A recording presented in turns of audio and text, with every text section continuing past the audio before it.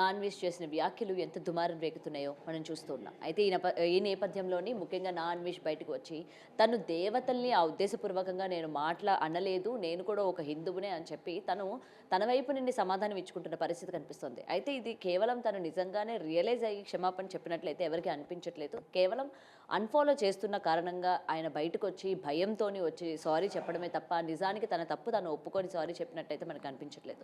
ఈ మధ్య కాలంలో ప్రతి ఒక్కరికి కూడా దేవుళ్ళని తిట్టడం, పురాణాల గురించి తిట్టడం, లేకపోతే సాంప్రదాయాల గురించి తిట్టడం, ఏదేనంటే ఇది మా ఫ్యాషన్ అని చెప్పడం. ఒకవేళ వాళ్ళకి జరగకూడనిది ఏమైనా జరిగినా, లేకపోతే ఎక్కువ ట్రోల్స్‌కి గురైనా వెంటనే వచ్చి నేను ఆ విధంగా నేను అనలేదని చెప్పి ఒక సారీ పాడేయడం ముఖ్యంగా. ఎందుకు ఈ విధంగా దేవతల మీదకి, దేవుళ్ళ మీదకి, ముఖ్యంగా హిందూ దేవతల్ని ఎందుకు ఈ విధంగా టార్గెట్ చేస్తున్నారో తెలుసుకుందాం. ఇవాళ మనతో పాటు ఐకానిక్ ఆస్ట్రాలజర్ గట్టుపల్లి సురేష్ బాబు గారు ఉన్నారు. నమస్తే అండి. రైట్. నా అన్వేష్ చేసిన మాటలు ఏవైతే ఉన్నాయో ముఖ్యంగా చాలా అంటే అందరూ కూడా తీసుకోని విధంగా ఉన్నాయి. దేవతల గురించి వాళ్ళు రేప్‌కి గురయ్యారు అని చెప్పడం కావచ్చు, లేకపోతే గరికపాటి గురించి మాట్లాడడం కావచ్చు, శివాజీని మాట్లాడడం కావచ్చు. ఒక పబ్లిక్ ప్లాట్‌ఫామ్‌లోని ఒక సెలబ్రిటీ ఏదో ఒకటి ఉన్నట్టు మనం జనాలకి చెప్తే అది జనాల్లోకి ఎలా వెళ్తుంది, వాళ్ళని మనం ఏం మోటివేట్ చేస్తున్నాము, వాళ్ళు ఏ విధంగా తీసుకుంటారు అనేది పక్కన పెడితే సాంప్రదాయాల గురించి, అలాగే కట్టుబాట్ల గురించి, చీర గురించి ఎంత అసభ్యకరంగా మాట్లాడారో మీరు విన్నారు. సో అసలు ఇలాంటి వాళ్ళ గురించి ప్రభుత్వం ఎటువంటి యాక్షన్ తీసుకోవాలి, అసలు ఇలాంటి వాళ్ళు మళ్ళీ పునరావస్తు కాకుండా ఉండడానికి ఎటువంటి చర్యలు తీసుకుంటే మంచిదంటారు? ఇక్కడ మనము సమాజం గురించి మాట్లాడుకున్నట్టయితే చిలికి చిలికి గాలివాన అయిందా అనే విధంగా ఉంటుంది. ఈ చిలికి చిలికి గాలివాన ఎక్కడైందంటే ఎవరు ఏంటి, వాల్యూస్ ఏంటి, రిలేషన్స్ ఏంటి, సనాతన ధర్మం ఏంటి, దానిలో విలువలేంటి అని కూడా సనాతన ధర్మం ఏంటి, దాంట్లో విలువలేంటి అని కూడా ఈరోజు మనం మర్చిపోతున్నాం. ఇకపోతే ఈ అన్వేష్ ఎవరైతే యూట్యూబర్ అన్వేష్ ఉన్నారో ఇతను చేసినటువంటి వ్యాఖ్యలు ఏవైతే ఉన్నాయో ఈ వ్యాఖ్యలు కనుక మనం చూసుకున్నట్టయితే, మనం పరిగణలో తీసుకున్నట్టయితే కనుక ఈ రోజుల్లో చాలా వరకు మనం చూస్తున్నాం. చిన్న చిన్న విషయాలకు కూడా పబ్లిసిటీ చేసుకోవడం చాలా ఇదైపోయింది. ఒక ఏదైనా మూవీకి రివ్యూ లాగా ఎవరైతే పేరు ప్రఖ్యాత కావాలనుకుంటారో, ఈజీగా మనీ రావాలనుకుంటారో, ఈజీగా నాకు పేరు రావాలనుకుంటారో వీరంతా కూడా సినీ ప్రక్రియ ప్రకారంగా చూసుకున్నట్టయితే వారికి పేరు రావడం కోసం ఏదో ఒక చిన్న రకమైన సబ్జెక్ట్ తీసుకోవడం, అసలు వారికి నోటికి వచ్చినట్టుగా మాట్లాడడం. నిజంగా మనం పెట్టుకోవాల్సింది ఏంటంటే ఈ యొక్క మాధ్యమాలు ఏవైతే ఉన్నాయో ఈరోజు మోడర్న్ ట్రెండ్లో వచ్చినటువంటి మాధ్యాలు ఏవైతే ఉన్నాయో వీటికంటూ ఒక నాగరికత తీసుకురావాలి. ఏదైతే టోల్ ఉండాలో ఇప్పుడు మనకి ఈ మధ్యన కొన్ని యాప్స్ క్లోజ్ చేసేస్తున్నారు. అలానే ఎవరైతే ఇలాగ వ్యాఖ్యలు చేస్తున్నారో వీరి ఛానలే కాదు, వీరిని కూడా రెండోసారి మైక్ ముందుకు కానీ మీడియా ముందుకు కానీ రానికుండా తీసుకురావాలి. ఈరోజు హిందువులు అన్నాడు, రేపటి రోజున ఇంకొక మతాన్ని అంటాడు. ఇక్కడ అసలు వ్యాఖ్యలు దేని గురించి వచ్చినాయి? అలా కదండి. ఇప్పుడు ఇక్కడ అసలు దేని గురించి సమాజంలో వచ్చేసింది? ఎక్కడ శివాజీ గారు అన్నటువంటి మాటకి ఫస్ట్ వచ్చినటువంటి చిన్న చిన్న హీరోయిన్స్ మాట్లాడారు, వాళ్ళది అయిపోయింది, క్యూర్ అయింది. కమిషన్ సైతం కూడా మాట్లాడున్నారు, లేడీ స్త్రీ కమిషన్ సైతం కూడా మాట్లాడినట్టున్నారు, క్లియర్ అయిపోయింది. మళ్ళీ ఇతనికి ఈ రోజు లేచినాడు ఇతను. ఇప్పుడు అదంతా మ్యాటర్ క్లోజ్ అయిన తర్వాత ఈరోజు నిద్రలేచారా ఇతను? ఈరోజు నిద్రలేసి మాట్లాడారా? ఈరోజు నిద్రలేసి మాట్లాడాడు ఇతను ఏమన్నా? అయితే ఈరోజు ఆలోచించాడా? ఈరోజు గ్రహించుకున్నాడా? సరే పోనీ ఇతను ఏం మాట్లాడాడు? అసలు ఇతను హిందువేనా? ఒకటి హిందువు అయినా కాకపోయినా వేరే మతస్థుడైనా కూడా అతని యొక్క మతం గురించి పక్కన పెడితే కనుక ఇతను అసలు దేనికి మాట్లాడాడు ఇంత? ఇప్పుడు హిందూ దేవుళ్ళది ఉన్నది, ఎవరిని అన్నారండి ఆయన? ద్రౌపదిని అన్నారు, సీతాదేవిని అన్నాడు, శారీస్ గురించి మాట్లాడు. లేస్తే బ్యాంకాంగుల్లో గోవాలో తిరిగేటువంటి పర్సన్ కూడా మన హిందూ దేవతల గురించి మాట్లాడుతూ ఉంటే అది ఇతను అన్వేష్ ఎవరైతే ఉన్నారో నాకు తెలిసినంతవరకు ఇతను హైబ్రిడ్ అని నేను అనుకుంటున్నాను. హైబ్రిడ్ బ్రీడ్ అని ఉంటుంది.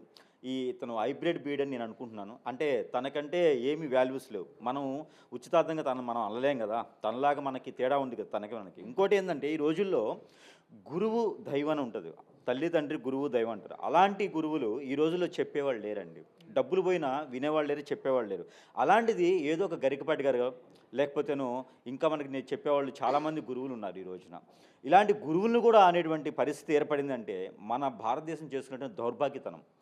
అరే బాబు వినరా బాబు మంచిదంటే దాన్ని వినకపోగా మళ్ళీ మాట్లాడడం, బ్లేడ్ అని చెప్తున్నాడు, ఏదేదో మాట్లాడుతున్నాడు. అసలు తనకి పిచ్చెక్కిందా, లేదా అతను తిరిగేటువంటి గోవా ప్రదేశాల్లో తిరుగుతాడు కాబట్టి డ్రగ్స్ ఎక్కువైపోయేసి మతి స్థిమితం పోయిందా అనేది తనకి తానే తెలుసుకోవాలి.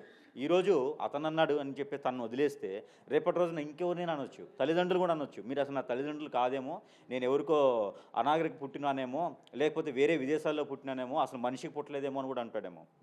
ఒకవేళ నిజంగా అంతే కదా, నేను మనిషికి పుట్టలేదేమో, ఒకవేళ ఏదో రకమైనటువంటి జంతువులు కలిస్తడం వల్ల పుట్టానేమో అని కూడా అనుకుంటాడేమో. ఎందుకంటే వాళ్ళకి మైండ్ స్థిమితం అనేది లేకపోవటం. ఎందుకంటే ఈ రోజుల్లో గురువు అనేది భారతదేశానికి చాలా ముఖ్యం.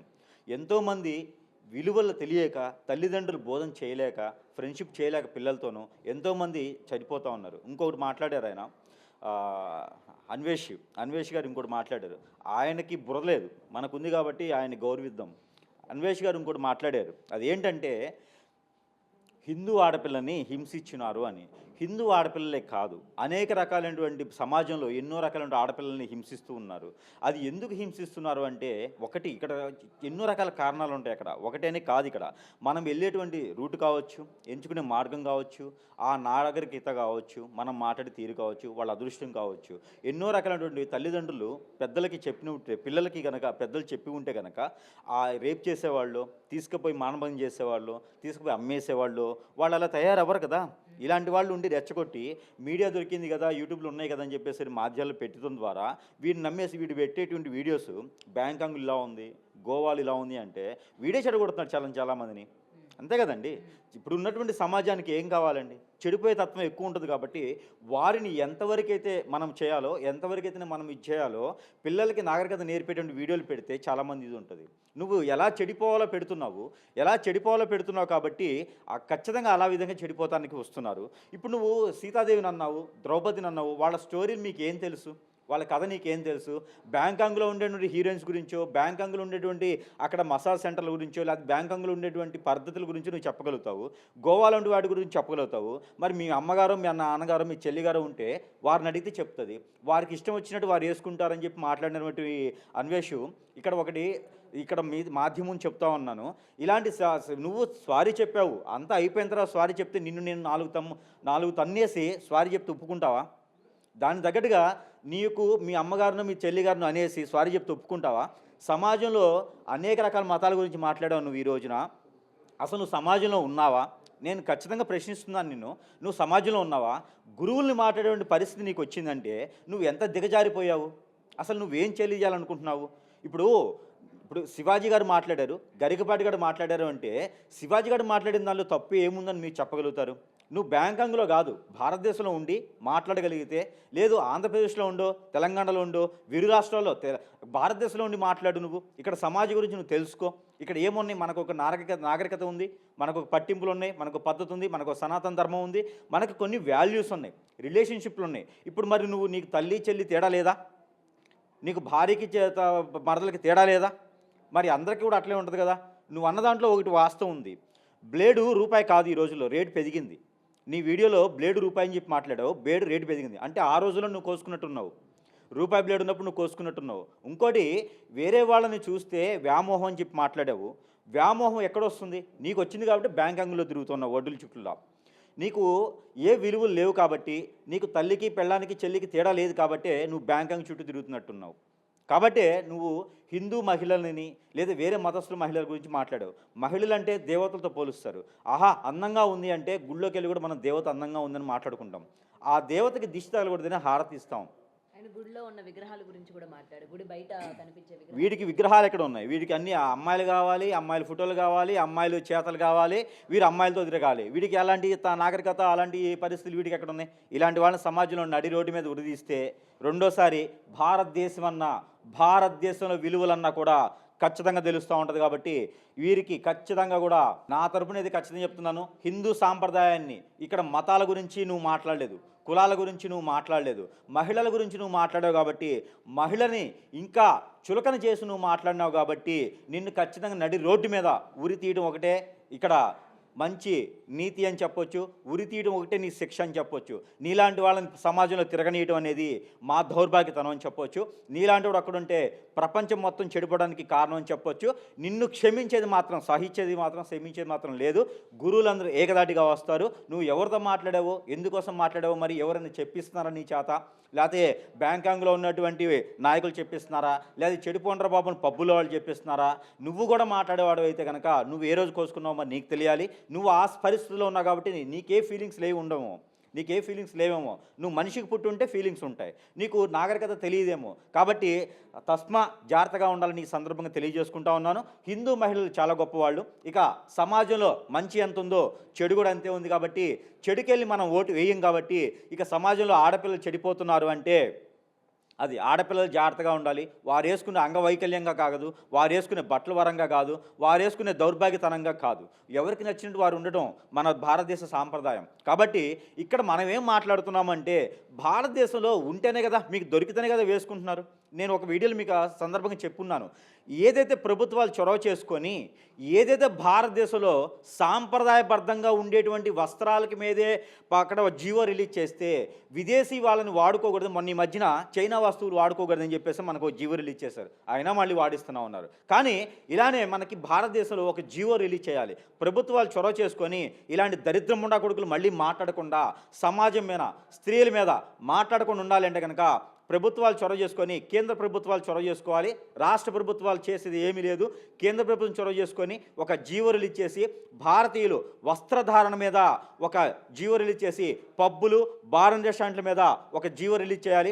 ఎలాగ సాంప్రదాయ వస్తువులు ఆలయాలకు వెళ్ళాలో అలాంటి చెడిపోయే దగ్గర కూడా ఒక సాంప్రదాయ వస్తువులు బయట ఉండేటప్పుడు సమాజంలో ఎలా ఉండాలి, నాడు గోడల మధ్యన ఎలా ఉండాలి అనేది ఒక సాంప్రదాయబద్ధమైనటువంటి జీవో రిలీజ్ చేయాల్సిందిగా ఈ మనవి చేస్తానని సందర్భంగా. అలానే జీవో ఎలా ఉండాలంటే విదేశీ వస్త్రాల గురించి కానీ, విదేశీ ఫ్యాషన్ గురించి కానీ మన భారతదేశంలో ఉండడానికి లేదు. మన రామాయణ కాలంలో, భారతం కాలంలో మీ దరిద్రముడకులు చూసారో లేదో కానీ ఈ అన్వేషణ లాంటి వాళ్ళకి ఏం తెలుస్తుందో తెలియదు, నాకు తెలియదు. కానీ గురువులు అంటే మాత్రం క్షమించేది లేదు. ఇక మీకు గురువులు కూడా లేకపోతే చెప్పే నాదుడు, చెప్పేవారు కూడా మీకు ఉండడు. దరిద్రంగా మీకు మీరే పెట్రోల్ పోసుకొని పోతారు. ఎందుకంటే కనుక గురువు లేని సమాజం వ్యర్థం, తల్లిదండ్రులు లేనటువంటి జీవనం వ్యర్థం, వాళ్ళని పోషించలేనటువంటి నీ కర్మ వ్యర్థం. కాబట్టి నీకు పోయే కాలం వచ్చింది. కాబట్టి ఇలాంటి మాట్లాడే కనిపిస్తుంది. కాబట్టి ఈ సందర్భంగా ఖచ్చితంగా ప్రభుత్వాలు చొరవ చేసుకొని ఇలాంటి దరిద్రముండా కొడుకులను అయితే మాత్రము ఖచ్చితంగా శిక్షించాల్సిందే. మరొక మారి గురువునన్నా, తల్లిదండ్రులన్నా, సమాజాన్ని గౌరవించకపోయినా, ఎదుటి వాళ్ళని దురుసుగా మాట్లాడినా కూడా వాళ్ళని ఖచ్చితంగా శిక్షిస్తే మాత్రమే మళ్ళీ మనకి కొన్ని రాష్ట్రాలు చూసి, కొన్ని దేశాలు మనం చూస్తుంటాం. గల్ఫ్ కంట్రీస్లో ఇలాగ నోరిప్పి మాట్లాడితే అక్కడికక్కడే నాలుగు కోసేస్తారు. అలాంటిదే మన సమాజంలో రావాలి. మరోటి సందర్భంగా నాయకులు కూడా మాట్లాడే తీరుని మార్చుకోవాలి, నాయకులు కూడా మాట్లాడే పద్ధతిని మార్చుకోవాలి. అలాంటి పద్ధతులు లేకపోతే కనుక ఇక్కడైతే ఈ అసెంబ్లీలోనో మాట్లాడిన పద్ధతిలో వాళ్ళు కూడా బట్టల మీద మాట్లాడటం కూడా చాలామంది చూస్తూ ఉన్నాం. ఈ సెలబ్రిటీస్ కూడా వాళ్ళ ఇష్టం, వాళ్ళు బ్రతకడానికి చేసుకునేటువంటి విధి విధానాలు. కాబట్టి నువ్వు బ్రతికేటువంటి తీరుని, నీ యొక్క పర్సనల్ విషయాన్ని ఎవరు ఎంటర్ అవ్వరు. ఇంకొకళ్ళ విషయాల్లో తలదూరిస్తే మాత్రం ఖచ్చితంగా తల తీస్తారు, తలలో ఉన్నటువంటి నాలిక తీస్తారు. కాబట్టి నీకేదన్నా త్వరగా ఏదైనా మంచి డాక్టర్ ఉంటే లేదా చెప్పు, సైకాలజిస్ట్ మంచి వాళ్ళు ఉన్నారు నా దగ్గర, లేదంటే ఎక్కడైనా చూపించుకుంటే నీకు ఆ రోగం తగ్గుతుంది. ఇలాంటి వాళ్ళని సైకాలజిస్ట్ డాక్టర్ కూడా మంచి వాళ్ళు దొరకనట్టున్నారు ఈ రోజున. లేకపోతే మట్టిలో పూడ్చిపెడితేనో నీకు రోగం జబ్బు తగ్గేటట్టుంది. లేకపోతే ఒక క్లిప్ దొరుకుతుందట, అది ముక్కుకు పెట్టుకుని నోటి పెట్టుకుని మొత్తం ప్లాస్ట్ చేసుకుంటే ఆ జబ్బు తగ్గుతుంది. ఇలాంటి మీకు ఒక అన్వేషు ఇది సందర్భంగా అయితే గురువుని అనేటి మాత్రం సహించేది లేదు. గురువుని అనడం, గురువు లేకపోతే నువ్వెక్కడికి వెళ్ళొచ్చావు, నీకు నాగరికత ఎక్కడ ఉంది? మరి నువ్వు కూడా ఇప్పేసి తిరగవచ్చు కదా బ్యాంకాంగ్ రోడ్లలో. అదే చేస్తున్నావు కదా. ఆడపిల్లలు కూడా వాళ్ళు ఇష్టం వచ్చిన బట్టలు వాళ్ళు వేసుకొని తిరుగుతారు. మీరెవరు చెప్పడానికి అన్నట్టు కూడా అన్వేష్ అడగడం జరిగింది. తప్పు లేదు. ఆ విషయంలో మాత్రం నేను అన్వేష్కి ఓటు వేయట్లేదు. కానీ ఎందుకంటే వారికి నచ్చినటువంటి సమాజంలో వారు ఉన్నా అంటే ఇక్కడ ముఖ్యంగా తల్లిదండ్రుల యొక్క బాధ్యత కూడా ఇక్కడ మనకు గుర్తు చేశాడు అన్వేష్. ఈ సందర్భంగా ఏదైనా సరే వాడు గుర్తుపెట్టుకోండి, మనకి చెడు అనేది ఇప్పుడు తులసి వనంలో గంజావనంలాగా ఒకడు వస్తే ఆ గంజావనాన్ని మనం చూస్తాం. కాబట్టి వీడు గంజావనంలాగా వచ్చాడు. కాబట్టి వీడి వల్ల మనం ఒక నీతిని నేర్చుకోవాలి. వీడు చెప్పడం వల్ల మనం ఒక నీతిని ఖచ్చితంగా నేర్చుకోవాలని చెప్తున్న ఈ సందర్భంగా. ఎందుకంటే కనుక మనం ఎలా ఉండకూడదో తెలియజేశాడు. ఇది ఒక మంచి పని చెప్పొచ్చు. వీడికి ఊరేసినా పర్లేదు, కానీ ఒక మంచిది మనం నేర్పడానికి చేస్తున్నాడు. ఎందుకంటే అన్వేష వల్ల తల్లిదండ్రులు బాగా గుర్తుపెట్టుకోండి, పిల్లలు ఎలా ఉండాలి. ఈ రోజులో కో లివింగ్ హాస్టల్స్ అట.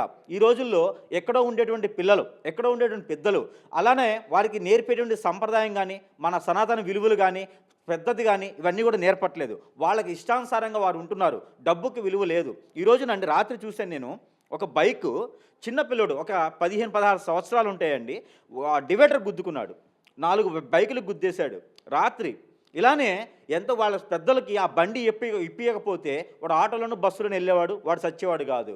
అలా లేదు కాబట్టి తల్లిదండ్రులు కూడా బాధపడతా ఉన్నారు. కాబట్టి మీరు పిల్లలకి చెప్పేటువంటి పద్ధతి నేర్చుకోండి, లేదా గురువు దగ్గరికి పంపించండి. ఈ అన్వేష్ చెప్పాడు కదా, ఇంకో దరిద్రుడు ఎవడో చెప్పాడు కదా, ఇంకోడెవడో వస్తాడు ఒకడు, వాడు అమ్మవారి దగ్గర పూజిస్తాను, నేను నాన్ వెజ్తో యజ్ఞయాగ హోమాలు చేస్తానంటాడు. వాడు ఏం మనిషి నాకు అర్థం కాదు. మనిషికి పుట్టాడో ఇంకోటి పుట్టాడో నాకు అర్థం తెలియట్లేదు.